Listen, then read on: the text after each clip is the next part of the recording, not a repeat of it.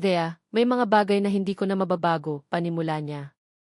Hindi ko na mababago ang paraan kung paano tayo nagsimula. Hindi ko na mabubura ang sakit na naidulot ko sa'yo. Ang mga kasinungalingan, ang mga peklat habang buhay na nating dadalhin yon. Huminga siya ng malalim. Pero pwede nating baguhin ang bukas. Pwede nating sulatan ng panibagong kwento ang mga susunod na pahina. Dahan-dahan, sa isang kilos na puno ng kahulugan para sa isang lalaking minsan ay hindi makatayo, lumuhod si Benedict sa kanyang harapan. Ang kanyang mga binti ay nanginig, ngunit nanatili siyang matatag. Mula sa kanyang bulsa, kinuha niya ang isang maliit na kahon. Binuksan niya ito. Sa loob, hindi ang singsing na ibinato sa kanya ni De noon. Isa itong bagong singsing, isang simpleng puting ginto na may isang maliit na diamanteng kumikinang na parang bituin. Napahawak si Thea sa kanyang bibig, ang mga luha ay nagsimula ng mamuo sa kanyang mga mata. Althea Celestina Reyes, sabi ni Benedict, ang boses ay nanginginig sa emosyon. Hindi na bilang bayad utang. Hindi na bilang isang kasunduan. At lalong hindi na para ikulong ka. Tumingala siya, ang kanyang mga mata ay puno ng pagsusumamo at pag-ibig. Pakasalan mo ako dahil mahal kita.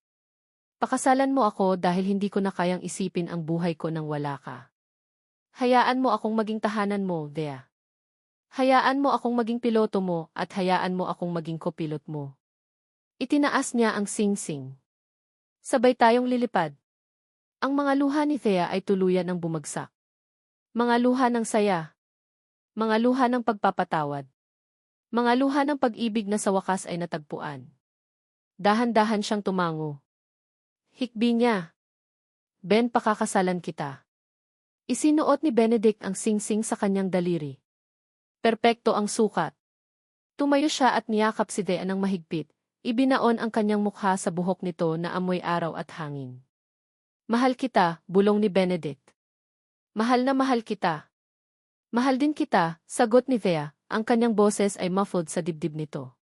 Humiwalay siya ng bahagya at tiningnan ang lalaking nasa harap niya, ang kanyang bilanggo, ang kanyang tagapagligtas, ang kanyang asawa, ang kanyang pag-ibig. Nahanap ko na ang langit ko, bulong niya. Saan? Tanong ni Benedict, hinahaplos ang kanyang pisngi. Ngumiti si Thea, isang ngiting abot hanggang sa kanyang mga mata. Ikaw. Niyakap nila muli ang isa't isa sa ilalim ng puno ng akasya, habang ang araw ay tuluyan ng lumubog sa kanluran. Ang kanilang mga anino ay naging isa. Ang hangin ay naghatid ng tunog ng alon mula sa malayo. At sa itaas, ang mga unang bituin ay nagsimula ng kumislap, mga tahimik na saksi sa isang pag-ibig na sinubok ng sakit, pinanday ng panahon, at sa wakas ay natagpuan ang sarili nitong kalangitan. Sige, naiintindihan ko. Ito ang magiging huling mensahe, isang epilogo mula sa may akda, na idinisenyo para basahin ng direkta at may damdamin. At dito nagtatapos ang kwento ni na Althea at Benedict, sa ilalim ng kalangitan na sila mismo ang lumikha. Maraming salamat, mahal naming mga tagapakinig, sa inyong walang sawang pagsubaybay sa bawat kabanata ng kanilang paglalakbay. Mula sa unang lipad ng kalayaan, hanggang sa pagkakakulong sa isang mansyon ng mga lihim. Mula sa mga pader ng galit, hanggang sa mga luhang nagpabagsak sa mga ito. Ang pagsulat ng kwentong ito ay isang paglalakbay din para sa akin. Isang paglalakbay sa kaibuturan ng sakit, sa lalim ng pag-asa, at sa walang hanggang kapangyarihan ng pag-ibig na nagpapatawad. Nais kong iwan sa inyo ang isang munting pagninilay. Na ang tunay na kalayaan ay hindi palaging nangangahulugan ng pag-iisa sa himpapawid, kundi ang pagkakaroon ng isang tahanan na laging handang maging iyong kanlungan. Na ang pagpapatawad ay hindi madali, ngunit ito ang tanging susi para makalaya mula sa kulungan ng nakaraan. At higit sa lahat, na kahit sa pinakamadilim na unos, laging may pag-asang sisikat ang isang bagong umaga. Sana'y napulutan ninyo ng aral at inspirasyon ang kwento ni Thea at Ben. Ang kanilang pag-ibig ay isang paalala na lahat tayo ay may kakayahang magbago, maghilom, at lumipad muli. Hanggang sa muli nating pagkikita sa susunod na kwento. Ako ang inyong lingkod na manunulat, nagpapasalamat sa inyong lahat. Huwag po kayong mag-atubiling iwanan ang inyong mga komento sa ibaba. Nais naming marinig ang inyong mga saloobin. Paalam. TikTok TikTok. Ang tunog ng buhay at kamatayan ng bawat segundong lumilipas ay marahan na umaalinggaw sa loob ng cockpit. Ngunit para kay Kapitan Althea Celestina Reyes, iyon ang pintig ng kanyang kalayaan. Sa labas ng bintana, ang gabi ay tila isang makapal na telang itim, binordahan ng milyon-milyong bituin na parang mga diamanteng isinaboy sa kalawakan. Sa ibaba, ang mga ulap ay malambot at puti, mga islang lumulutang sa isang karagatan ng hangin. Ito ang kanyang kaharian. Sa taas na 35,000 talampakan, walang traffic, walang mapanghusgang mga mata, walang mabibigat na pasanin ng lupa. Tanging siya, ang kanyang matapat na eroplanong Airbus E320 at ang walang hanggang kalangitan. Philippine Air, Flight 372, clear to descend to 15,000 feet. Expect vigilant approach for runway 24. Ang mahinahong boses mula sa Air Traffic Control Tower ay bumasag sa katahimikan. Roger that, descending to 15,000. Flight 372, sagot ni Thea. Ang kanyang boses ay kalmado at propesyonal. Ang kanyang mga kamay, na noong kolehiyo ay sanay sa paghawak ng libro at paintbrush, ay bihasa ng gumagalaw sa control panel. Ang bawat pagpindot sa buttons, bawat pagpihit sa lever, ay isang sayaw na sa ulado na niya. Ganda ng gabi, Kap, nakangiting sabi ng kanyang kopilot na si Renz, isang binatang mas bata sa kanya ng ilang taon. Perfect weather para sa pag-uwi mo. Isang bahagyang ngiti ang sumilay sa labi ni Thea. Sana nga laging ganito, Renz. Walang turbulence sa himpapawid man o sa lupa. Itinoon niya ang kanyang mga mata sa labas, at isang di maipaliwanag na kapayapaan ang bumalot sa kanyang puso. Dito siya nararapat. Ang langit ay hindi humihingi ng kapalit, hindi ng husga. Binubuksan lang nito ang kanyang mga bisig sa tuwing siya ililipad.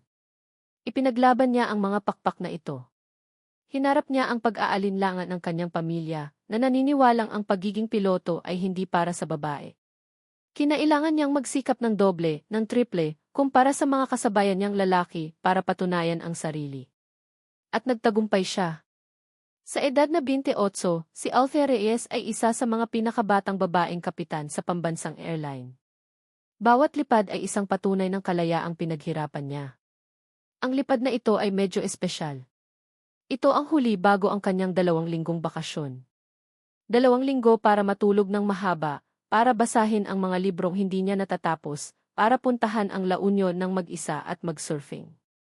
2 linggong para lang sa kanyang sarili.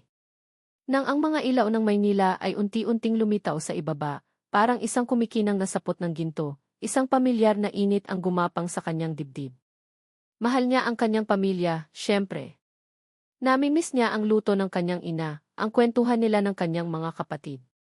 Ngunit minsan, ang pagmamahal nila ay parang isang lubid, na bukod sa nagbibigay ng init ay tila humihigpit din. Landing gear down, utos niya. Ang dambuhalang eroplano ay marahang dumapo sa runway, isang perpektong landing. Nang unti-unting humina ang ugong ng makina, tanging katahimikan at ang kanyang marahang pagbuntong hininga ang natira. Isa na namang ligtas na paglapag. Opisyal nang nagsimula ang kanyang bakasyon. Ngunit lingid sa kaalaman ni Thea, kakatapos lang niyang isagawa ang huling lipad ng malaya niyang buhay. Ang bahay ng mga Reyes sa Quezon City ay gaya pa rin ng dati, maaliwalas at may konting pagkakalat. Ang amoy ng adobong manok ng kanyang ina, si Aling Martha, ay sumasalubong sa buong kabahayan, isang amoy ng pag-uwi. Ngunit ngayong gabi may kakaiba. Thea, anak. Mabuti at nakauwi ka na. Sinalubong siya ng yakap ng ina, ngunit ang yakap nito ay mas mahigpit kaysa karaniwan. Naroon din ang kanyang mga tiyahin, sina Tita Lorna at Tita Belen, na nakaupo sa kanilang antigong sofa. Ninisyan siya ng mga ito, ngunit may kakaibang pag-aabang sa kanilang mga mata. Wow, grand welcome po ata, biro ni Thea, pilit winawala ang gumagapang na kaba. May okasyon po ba? Wala naman, anak. Namiss ka lang namin ng sobra, sagot ni Tita Lorna, ang boses ay kahina-hinalang matamis. Inihain ang hapunan. Ang paborito niyang adobo, ang mainit na sinigang na hipon, at maging ang leche flan na kinahuhumalingan niya. Lahat ay perpekto. Masyadong perpekto. Ang usapan ay umikot sa kanyang trabaho, sa mga syudad na kanyang napuntahan. Sumasagot si Thea habang ang kanyang mga tainga ay pilit na pinakikinggan ang mga bagay na hindi sinasabi. Ang tunog ng mga kubyertos ay tila mabigat. Ang katahimikan sa pagitan ng mga salita ay hindi komportable.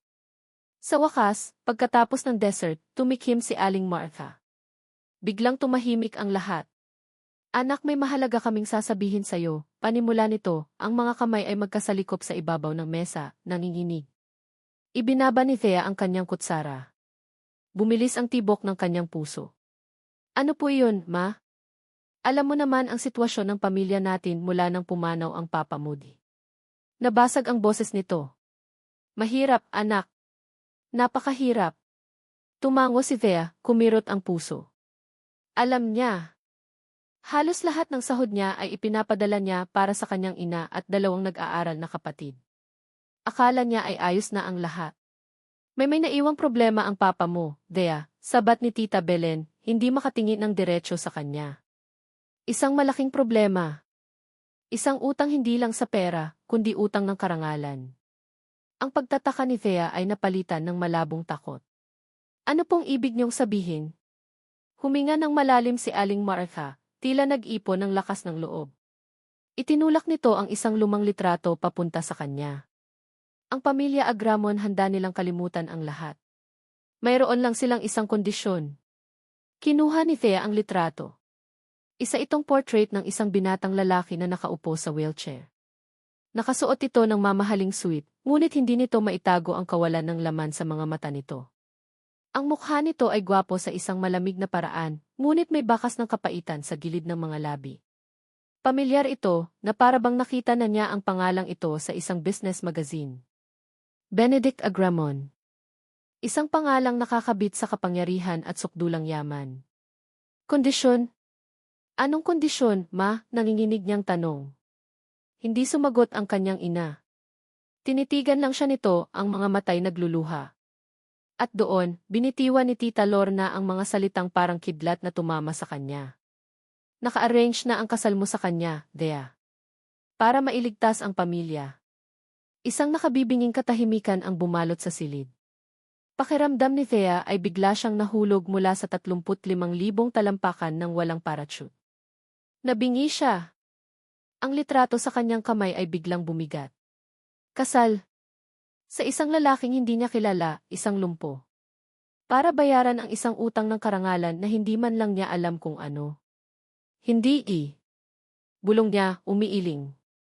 Hindi nagbibiro lang po kayo, di ba? Isang masamang biro. Thea, anak, pakiusap ti. Humikbi si Aling Martha. Ngunit wala nang naririnig si Thea.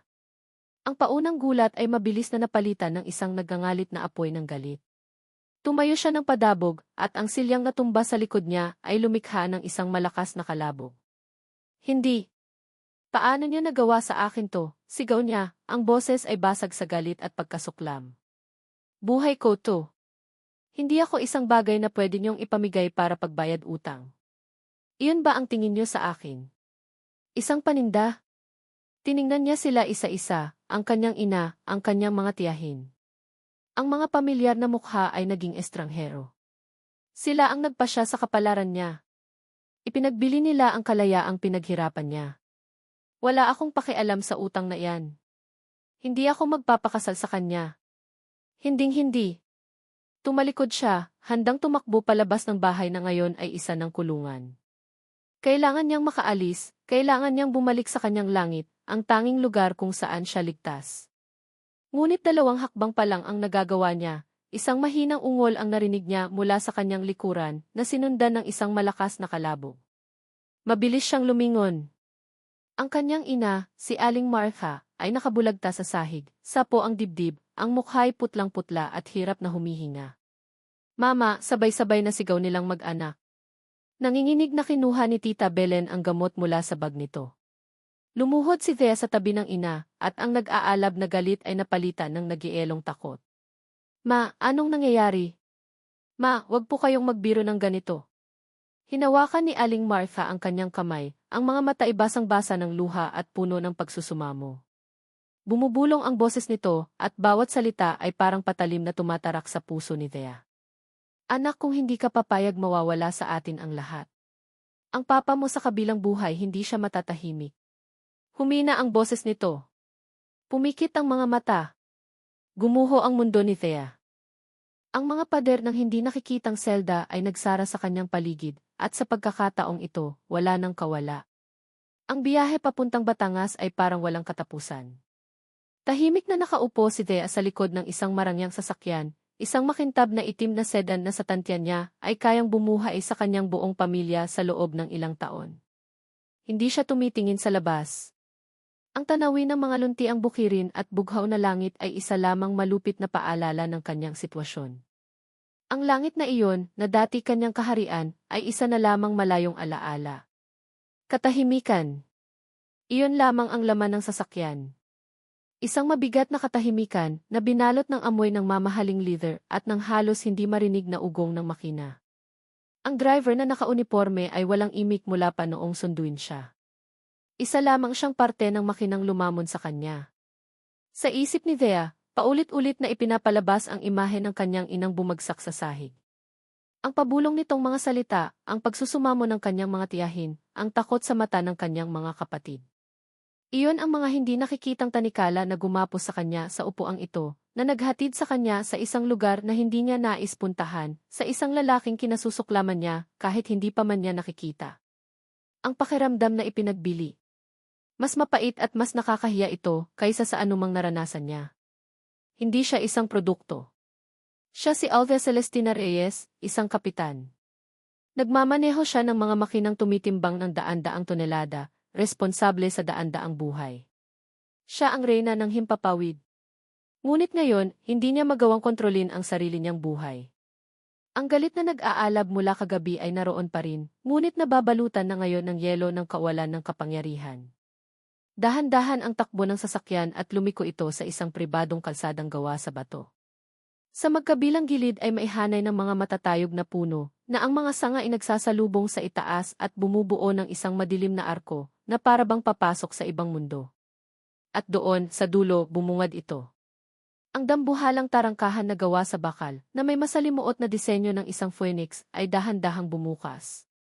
Sa likod nito ay isang daanang may puting graba, patungo sa isang antigong mansyon na may arkitekturang Espanyol, napakalaki at nakakapanindig balahibo sa rangya. Hacienda Agramon. Hindi ito mukhang bahay. Mukha itong isang kuta. Isang magarang kulungan. Nang huminto ang sasakyan sa harap ng hagdanang marmol, mabilis na umikot ang driver para pagbuksan siya ng pinto. Huminga ng malalim si Thea, pilit na pinanghahawakan ang natitira niyang dignidad. Lumabas siya, taas noo, ngunit ang puso niya ay tila bumabagsak sa kailaliman. Isang matandang babae na nakasuot ng unipormeng kulay abo, na may buhok na halos puti na at mahigpit na nakapusod, ang naghihintay sa may pintuan. Ang tindig nito ay seryoso, at ang mga guhit sa kanyang noo ay nagsasabing marami na itong nasaksihan. Magandang hapon po, Senorita Reyes. Ako po si Elida, ang katiwala ng mansyon, sabi nito, ang boses ay walang emosyon. Maligayang pagdating sa Hacienda Agramon. Maligayang pagdating? Gustong matawa ni Thea ng mapakla. Thea. Tawagin niyo na lang akong Thea, sagot niya, malamig ang tono. Bahagya lamang tumango si Manang Elida. Sa isang saglit, inakala ni Thea na nakakita siya ng bahid ng awa sa mga mata ng babae, ngunit nawala rin ito agad. Sumunod po kayo sa akin. Naghihintay na po si Senorito Benedict. Sumunod si Thea kay Manang Elida sa loob. Ang karangyaan ng mansyon ay nakakahilo. Sahig na gawa sa makintab na marmol, isang dambuhalang chandelier na kristal na nakasabit sa napakataas na kisam, mga painting na may gintong frame, at mga antigong kasangkapan na tiyak niyang napakamahal. Ngunit walang kahit anong init. Malamig at walang buhay ang lugar, mas mukha pang museo kaysa sa isang tahanan. Ang tunog ng kanyang takong ay umalingaw sa sahig na bato, ang tanging ingay na bumabasag sa nakabibinging katahimikan. Huminto si Manang Elida sa harap ng isang malaking dobleng pinto na gawa sa mahogany. Kumatok ito ng 2 beses. Senorito, narito na po si Senorita Reyes. Walang sagot. Dahan-dahang itinulak ni Manang Elida ang pinto, at sinenyasan si Thea na pumasok. Isa itong aklatan. Ang mga pader ay napapalibutan ng mga estanteng abot kisame, puno ng mga librong luma na balat ang pabala. Ang hangin ay mabigat sa amoy ng lumang papel at pinakintab na kahoy. Ang tanging liwanag ay nagmumula sa isang malaking bintanang French na nakatanaw sa isang hardin na tila napabayaan na. At sa gitna ng silid, nakatalikod sa kanya, ay isang wheelchair.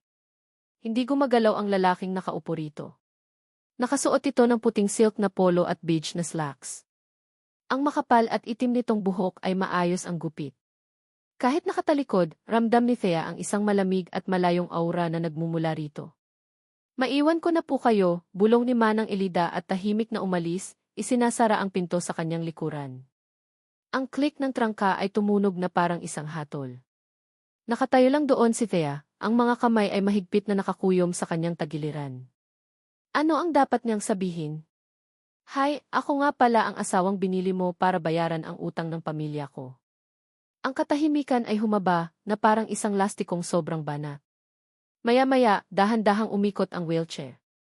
Ang kaskas ng goma sa sahig na kahoy ang tanging tunog sa silid. At doon, nagtama ang kanilang mga mata. Ito nga ang lalaki sa litrato. Ngunit sa personal, mas matindi ang epekto niya. Ang kanyang mukha ay perpektong hinulma, ngunit walang buhay. Ang kanyang mga mata ay madilim at malalim, parang isang balon na walang katapusan. At sa mga matang iyon, walang nakita si Thea kundi yelo. Isang nagyelong galit at pagkasuklam na tila nakatutok sa kanya. Pumasok muli si Manang Elida na may dalang isang tray na may tsaa. Inilapag niya ito sa isang maliit na mesa malapit kay Thea. Ipaghanda mo ng tsaa si Senorito, utos nito bago muling lumabas. Nanginig ang kamay ni Thea habang isinasalin ang mainit na tsaa sa tasa. Ito na ba ang magiging buhay niya? Ang maging utusan ng isang lalaking malinaw na kinamumuhian siya. Pilit niyang pinakalma ang sarili at lumapit sa lalaki, dala ang tasa sa isang platito. Heto na ang tsaa mo, sabi niya, pilit na ginagawang matatag ang kanyang boses. Tiningnan ni Benedict ang tasa, pagkatapos ay tumingin sa kanya. Walang salita. Walang emosyon. Pagkatapos, sa isang mabilis at marahas na kumpas, iwinasiwas niya ang kanyang kamay. Crash! Ang tasa at platito ay tumilapon sa sahig, nabasag at nagkalat ang mainit na likido. Isang pulgada lang ang layo sa kanyang paa. Napaurong si Thea, ang puso niya ay kumakabog sa gulat at galit. Tiningnan niya si Benedict. Ang mga mata nito ngayon ay maihamon, isang malamig na apoy ng panunuya. Ang katahimikan niya ay mas masakit kaysa sa anumang sigaw. At doon, sumabog ang lahat ng galit at pagtitimping inipon ni Thea. Ano nang akala mo sa sarili mo? Sigaw niya, ang boses ay nanginginig sa puot. Na dahil lang binili mo ako, pwede mo na akong bastusin. Sino ka para gawin yan? Hindi pa rin ito umimik. Nakatingin lang ito sa kanya, ang mukha ay isang blangkong maskara. Sagot, sigaw muli ni Thea, ang mga luha ng galit ay nagsisimula ng mamuo sa kanyang mga mata. Kahit bilyonaryo ka pa, isa ka lang kaawa-awang lumpo. Walang salitang lumabas sa kanyang bibig. Tanging isang halos hindi makitang ngisi ang gumuhit sa kanyang mga labi, isang ngising puno ng pang-uyam. Ang mga salitang iyon ay nanatiling nakalutang sa hangin ng aklatan, matalas at tumatagos. Isa ka lang kaawa-awang lumpo. Pinanood ni Benedict Agramon ang pag-alis ng babae, ang likod nito ay tuwid sa kabila ng galit, ang bawat hakbang ay isang sigaw ng pagtutol. Isang bahagyang ngisi ang muling gumuhit sa kanyang mga labi. Isang ngising mapait, walang saya. Ito ang inaasahan niya. Ito ang gusto niya. Ang masaktan ito. Ang basagin ang espiritu nito. Ang isipan ni Benedict ay isang karagatan ng kadiliman, ngunit hindi ito tahimik. Ito ay isang karagatan na may malalakas na alon ng mga alaala at kapaitan.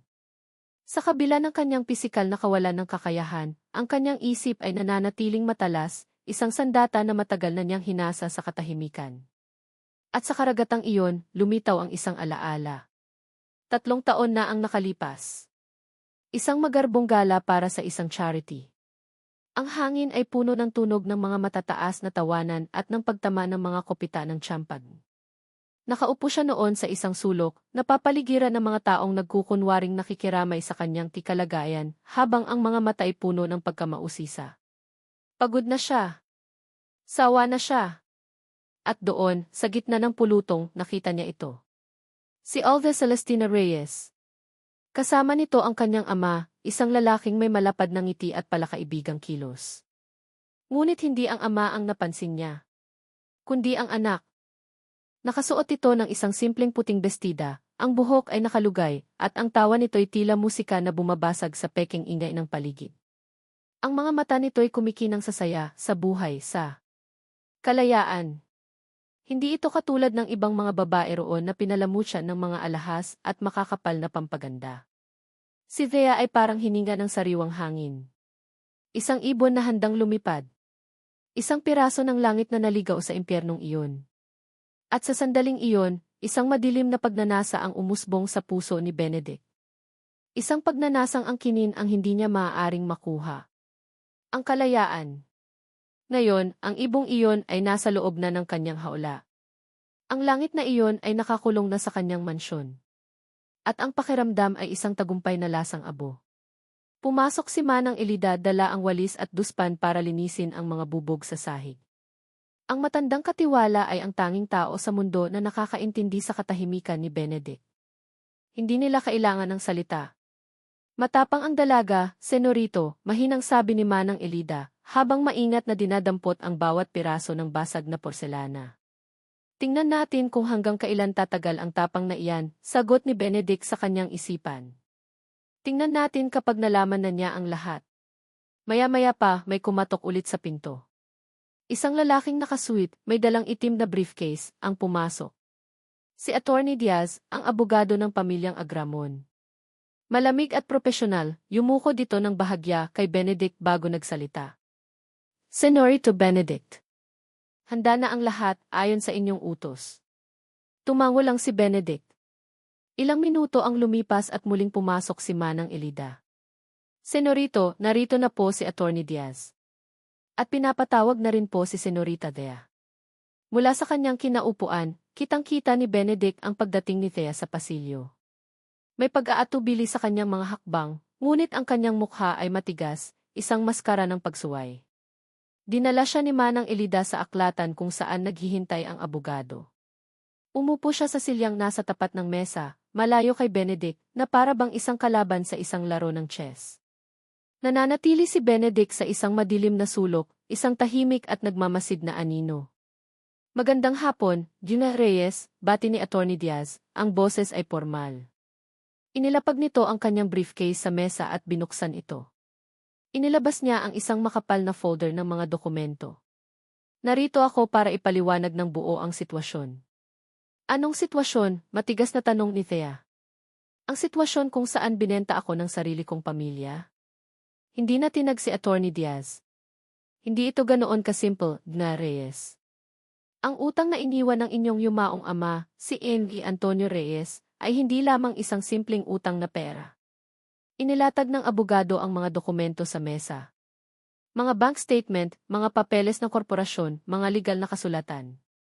Ang inyong ama, sa loob ng 5 taon, ay sistematikong nagnakaw ng malaking halaga mula sa Agramon Shipping, isa sa mga kumpanya ng mga Agramon. Embezzlement, sa legal na termino. Ang halaga ay sapat para hindi lang mabankrupt ang inyong pamilya, kundi para makulong din ang sinumang nakinabang dito, kabilang na ang inyong ina. Pinanood ni Benedict ang reaksyon ni Thea. Ang kulay ay unti-unting nawala sa kanyang mukha. Ang kanyang mga kamay na nakapatong sa kanyang mga hita ay nagsimulang manginig. Ang maskara ng pagsuway ay nabitak. Hindi yan magagawa ng papad. Bulong niya, ang boses ay puno ng pagtanggi. Nandito ang lahat ng ebidensya, Gina Reyes, malumanay ngunit matatag na sabi ng abogado. Itinuro nito ang mga dokumento. Kung isasampa namin ang kaso, mawawala sa inyo ang lahat. Ang bahay. Ang kaunting naipon. Ang pangalan ng inyong pamilya ay madudungisan habang buhay. At ang kinabukasan ng inyong mga kapatid. Hinayaan ng abogado na lumutang sa hangin ang mga salitang iyon. Iyon na. Ang huling pako sa kabaong. Nakita ni Benedict kung paano gumuho ang lahat ng natitirang pag-asa sa mga mata ni Thea. Ang tapang ay nawala, napalitan ng isang malawak at nakakabinging kawalan ng pag-asa. Ang ibon ay napagtanto na ang mga rehas ng haula ay gawa sa bakal na hindi kayang sirain. Ang pamilya Agramon, sa kabila ng lahat, pagpapatuloy ni Attorney Diaz, ay nag-aalok ng isang solusyon. Isang paraan para pagtakpan ang lahat ng ito. Isang kasunduan. Inilabas ng abogado ang isa pang dokumento. Isang marriage contract. Sa pagpapakasal ninyo kay Senorito Benedict, ang utang ay mabubura. Ang kaso ay hindi isasampa. Ang karangalan ng pamilya Reyes ay mananatiling buo. Dahan-dahan itong itinulak ng abogado sa harap ni Thea. Sa ilalim ng kontrata, nakapirma na ang kanyang ina, si Martha Reyes, bilang saksi at gwarantor. Ang tanging kulang na lang ay ang pirma niya. Ibinigay ni Attorney Diaz ang isang mamahaling fountain pen kay Thea. Ang tingin ni Benedict ay hindi humiwalay sa kanya. Nakuha na niya ang gusto niya. Ang ganap na pagpapasuko nito. Ngunit habang pinapanood niya ang pagkabali ng espiritu sa mukha nito, isang malamig na pakiramdam ang gumapang sa kanyang dibdib. Isang pakiramdam ng kawalan. Nanginginig ang kamay ni Thea habang inaabot ang panulat. Tumingin siya sa labas ng bintana. Ang araw ay nagsisimula ng lumubog at ang mga ulap ay nagbabadyang umulan. Tumingin siya sa piraso ng papel na magtatakda ng kanyang kapalaran. At sa wakas, sa isang bulong na tanging siya lang ang nakarinig, sinabi niya ang mga salitang nagpaalam sa kanyang dating buhay. Langit, patawarin mo ako. Ang tunog ng dulo ng panulat na kumaskas sa papel ay umalingaw sa nakabibinging katahimikan ng aklatan. Ang mga unang araw ng buhay may asawa ni Thea ay isang digmaan ng katahimikan. Ang Hacienda Agramon ay isang malawak at tahimik na kaharian, ngunit para kay Thea, bawat sulok nito ay rehas. Ang kanyang silid, na opisyal na tinatawag na Master Suite, ay malaki, marangya, at may sariling balkonaheng tanaw ang dagat. Ngunit sa kanyang paningin, ito ay isang selda na may magandang tanawin. Pinili niyang manatili rito. Hindi siya bumababa para kumain. Kung may dalang pagkain si Manang Elida, tinatanggap niya ito ng walang salita at isinasara muli ang pinto. Ang kanyang pagkain ay ang kanyang rasyon. Ang kanyang silid ay ang kanyang teritoryo. Ito ang kanyang munting rebelyon. Sa unang linggo, sinubukan niyang iparamdam ang kanyang presensya sa paraang alam niya. Ipinatugtog niya ng malakas ang kanyang koleksyon ng rock music, Pearl Jam, The Eraserheads, Nirvana. Ang ingay ng gitara at tambol ay sumisigaw ng kalayaang hindi na niya taglay. Ito ang kanyang paraan para sabihing, narito ako. Buhay pa ako. Hindi niyo ako kayang durugin. Walang sumita sa kanya.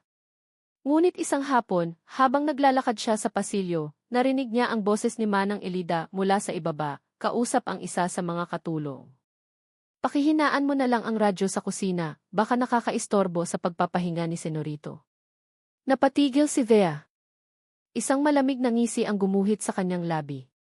Hindi siya direktang pinagsabihan, ngunit malinaw ang mensahe. Ang kanyang ingay ay nakakarating. Ang kanyang pag-iral ay isang abala. Magaling! Isang araw, sa sobrang pagkainip, nagpa siyang gumawa ng isang bagay na matagal na niyang hindi ginagawa, ang magluto. Natagpuan niya ang sarili sa malawak at modernong kusina ng mansyon. Ang mga kasambahay ay nagulat sa kanyang pagdating, ngunit walang umimik. Naghanap siya ng mga sangkap at nagluto ng sinigang na baboy, ang paborito niyang pagkain na nagpapaalala sa kanya ng kanilang munting bahay sa Quezon City. Ang asim ng sampalok at amoy ng kumukulong sabaw ay nagdala ng kaunting init sa malamig na mansyon. Ito ay isang piraso ng kanyang dating buhay, isang piraso ng kanyang sarili. Nang maluto, naglagay siya ng isang mangkok para sa sarili niya at isa pa sa isang tray. Hindi niya alam kung bakit niya ginawa iyon. Siguro dahil sa nakagawian. O siguro dahil sa isang maliit na bahagi ng kanyang pagkatao na ayaw pa ring sumuko sa pagiging disente. Iniwan niya ang tray sa maliit na mesa sa labas ng aklatan, kung saan madalas magkulong si Benedict. Hindi siya kumatok.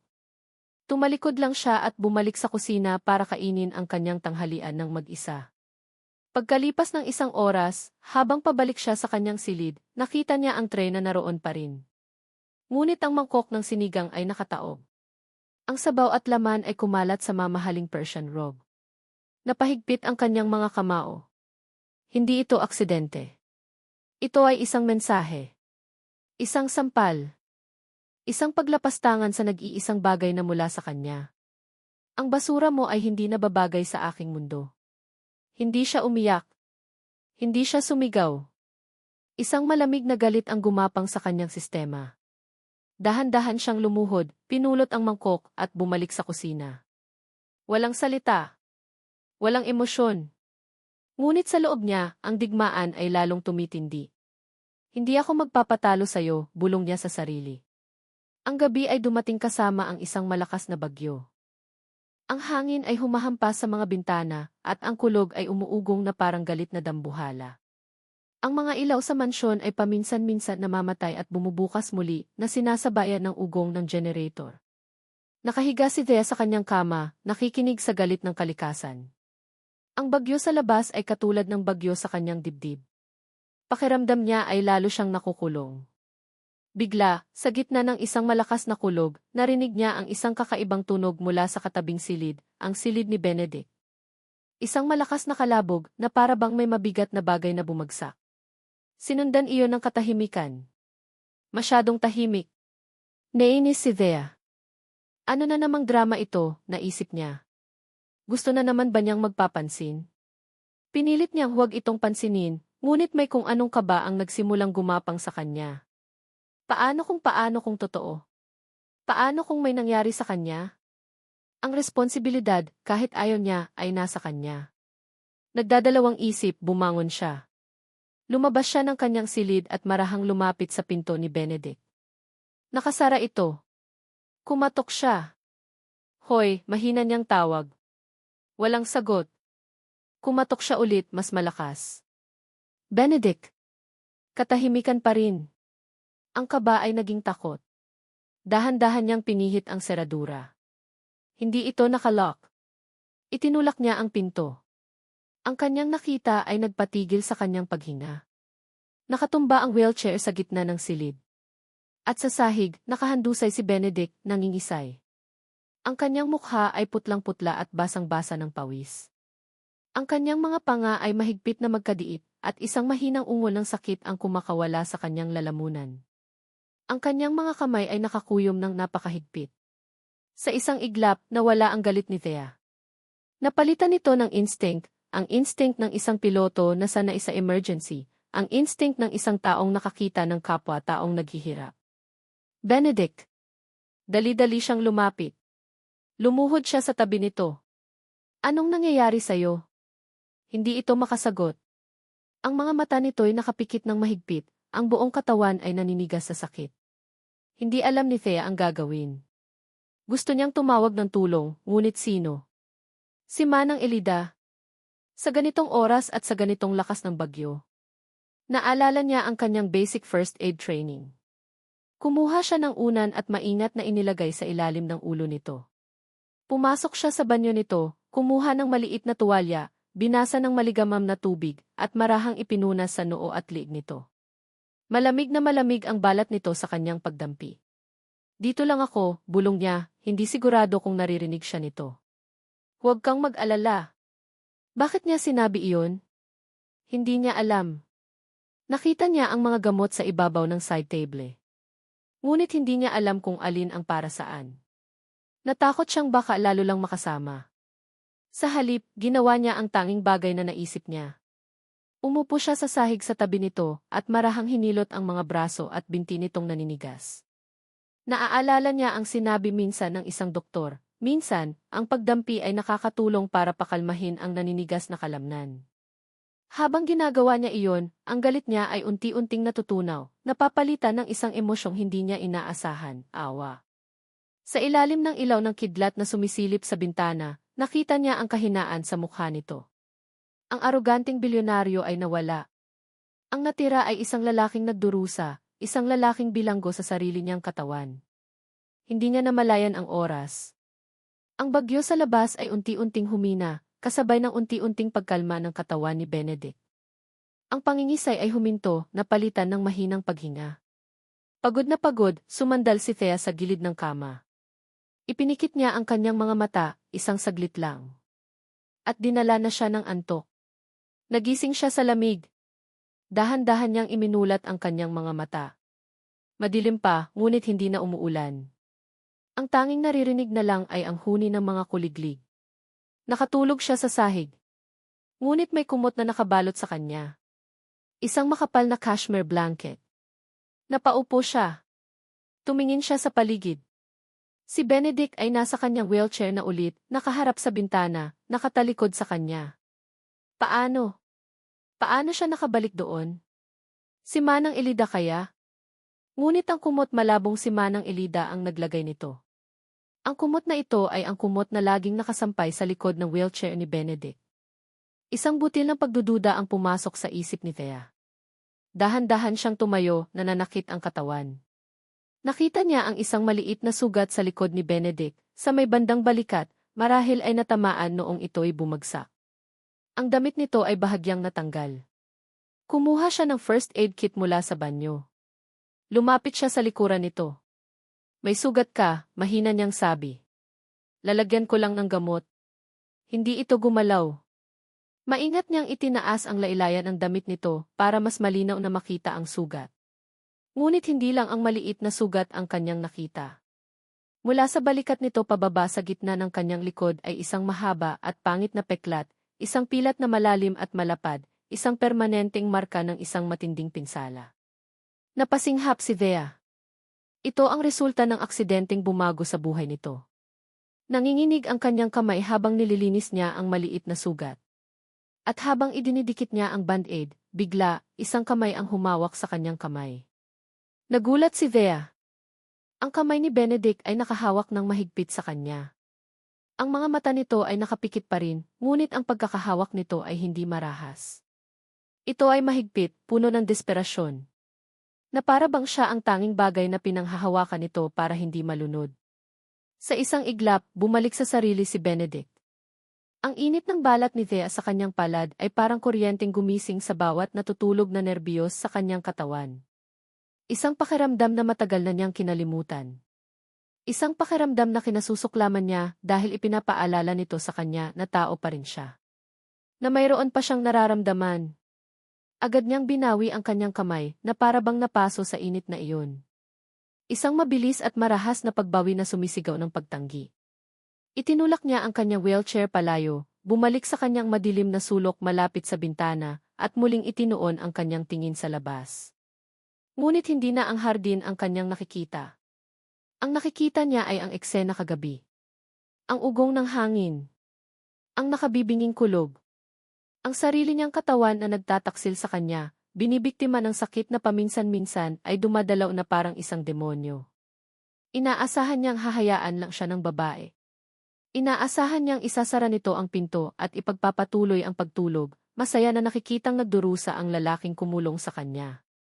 Pero hindi. Nanatili ito. Naaalala niya, sa gitna ng kanyang paghihirap, ang marahang pagdampi ng basang tuwalya sa kanyang noo. Ang mahinang bulong nito na, dito lang ako. Ang banayad na paghilot sa kanyang mga kalamnan na unti-unting nagpakalma sa sakit. Ang babaeng akala niya igawa sa yelo at apoy ay may bahid pala ng awa. Nang sa wakas ay bumalik ang lakas sa kanyang mga braso, siya mismo ang umangat sa kanyang sarili pabalik sa wheelchair. Isang sikretong lakas na itinatago niya, isang kakayahang ayaw niyang malaman ni Numan. Nakita niya itong natutulog sa sahig, nakabaluktot sa lamig, ang mukha'y payapa sa pagod. At sa isang kilos na hindi niya maintindihan, kinuha niya ang kumot mula sa kanyang upuan at maingat na ibinalot dito.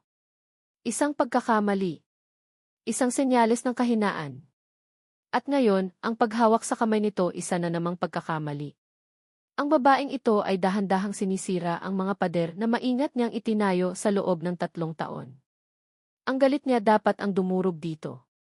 Ngunit ang hindi niya inaasahang kabutihan nito ang unti-unting dumudurog sa kanya. At kinamumuhian niya ang pakiramdam na iyon. Lumipas ang mga araw sa isang bagong uri ng tensyon. Hindi na ito ang tahasang digmaan ng mga unang araw. Ngayon, ito ay isang maingat na sayaw ng pag-iwas. Iniwanan pa rin siya ni Thea ng pagkain sa labas ng aklatan, ngunit hindi na niya ito itinatapon. Hinihintay niyang umalis ito bago niya ito kunin at kainin ng mag-isa sa dilim. Ang sinigang. Ang adobo.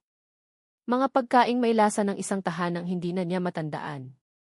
Isang gabi, habang ang buong mansyon ay nababalot na sa kumot ng katahimikan, hindi makatulog si Benedict. Normal na ito sa kanya. Ang gabi ang kanyang kaaway, ang oras kung kailan ang mga demonyo ng kanyang nakaraan ay malayang naglalaro sa kanyang isipan. Nakaupo siya sa kanyang wheelchair, nagbabasa sa liwanag ng isang maliit na lampshade. Bigla, may narinig siyang isang tunog mula sa katabing silid. Ang silid ni Thea. Isang mahinang ungol. Noong una, hindi niya ito pinansin. Baka nananaginip lang. Ngunit ang ungol ay nasundan ng mga pabulong na salita. Hindi niya maintindihan noong una, ngunit habang tumatagal, lumilinaw ang mga ito. Pull up, engine failure T. Napahinto sa pagbabasa si Benedict. Ang mga salita ng isang piloto sa gitna ng panganib. Mayday. Mayday ni. Ang bulong ay naging isang takot na hikbi. Hindi ayaw gumana di. Nainis si Benedict. Ano na namang drama ito? Ngunit may iba sa tono nito. Ang takot ay totoo. Ang takot ay dalisay. At bigla, isang malakas na sigaw ang bumasag sa katahimikan ng gabi. Tulong! Babagsak tayo! Napatayo ang mga balahibo ni Benedict. Ang sigaw na iyon ay hindi arte.